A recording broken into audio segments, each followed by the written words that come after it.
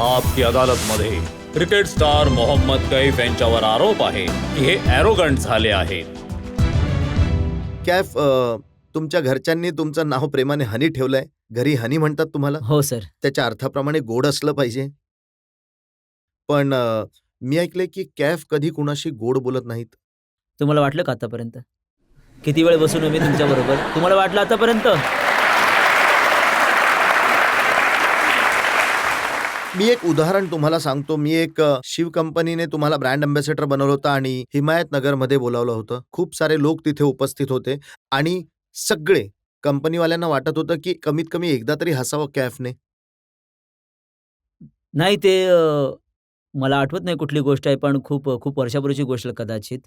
कारण तुम्ही खूप इन्फॉर्मेशन घेऊन आलात माझ्याबद्दल, तर गोष्ट खरी असेल. परंतु कधी-कधी मिसकम्युनिकेशन होतं. तुम्हाला काय करायचं, तुम्ही जाता काय विचार करून अर्ध्या तासामध्ये याल, परंतु येऊ शकत नाही कारण की तुमच्याकडे आणखीन लोकं वेट करत असतात तिथे.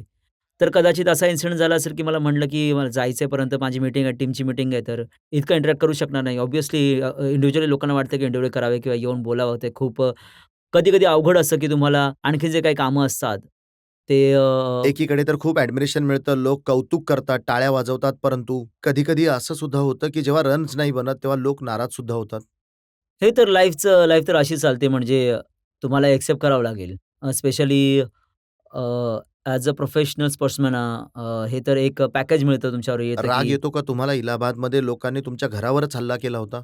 नाही, ते खूप जास्त झालं होतं. माझ्या मते तर प्लेयर्स जर तुम्ही हा एक गेम आहे. जर तुम्ही प्रत्येक वेळी वाटत असेल की प्रत्येक तुम्हाला सक्सेस मिळेल आणि प्रत्येक वेळी मॅच जिंकेल इंडिया, तर असं होणं अवघड आहे.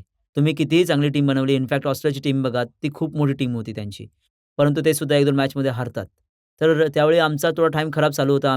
परंतु आम्ही कमबॅक केला. वर्ल्ड कप पाहाल जी मॅच आम्ही सुरुवातीला 1-2 हारलो होतो. परंतु त्यानंतर आम्ही फायनलपर्यंत पोहोचलो. तर एक खूप मुलांनी मेहनत घेतली होती खूप त्यांनी मग राग येतो का कधी जेव्हा अशा प्रकारच्या घोषणा लागतात? दुःख होतं. राग येऊन काय करणार तुम्ही? राग येऊन थोडी ना तुम्ही त्याला ज्याने मारलं त्याला पकडण्याला थोडी जाणार आहे. तुम्ही म्हणाल की थोडं इतकं एफर्ट्स लावतात की तुम्ही इतके मेहनत करता. तुम्हाला वाटतं की इंडियासाठी चांगलं करावं, टीम जिंकावी आणि जर तुमचे एफर्ट्स ॲप्रिशिएट केले नसेल कोणी, तर तुम्ही दुःख होतं की तुम्ही तुमच्या मेहनत करत टीमच्या एका आहात तर. प्लेयरने मला सांगितलं की कैफला सगळ्यात जास्त राग तेव्हा येतो जेव्हा मुली म्हणतात कैफ भाई.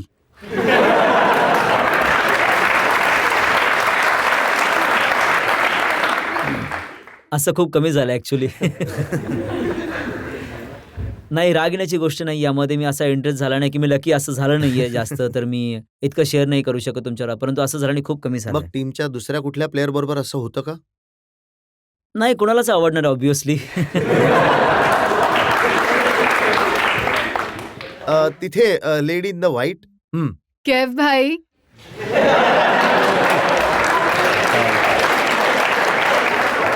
तशी मी अनमॅरिड आहे अजून. ऑप्शन्स ओपन आहेत. काय? तशी मी अनमॅरिड आहे, ऑप्शन अजून ओपन आहे. कैफ भाई, सचिनजी जर खूप काळापर्यंत चांगले नाही खेळले तर त्यांच्यावर इतकं हायलाइट नाही करत मीडिया. तुम्ही जर एक मॅच सुद्धा खेळला नाही तर मीडिया इतकं चर्चा करतं. असं काय? तुमच्यावर मीडियाचं इतकं प्रेम काय? नाही, ऑब्व्हियसली सचिन ज्या प्रकारे त्यांचा रेकॉर्ड राहिला आहे, तर ते त्यांच्यासारखा प्लेयर मिळणं खूप अवघड आहे. जे त्यांनी 16 वर्ष, 17 वर्ष क्रिकेट खेळत आहे आणि इतके तुमच्यासारखा रेकॉर्ड्स. प्लेअर मिळणं सुद्धा खूप अवघड आहे कैफ भाई.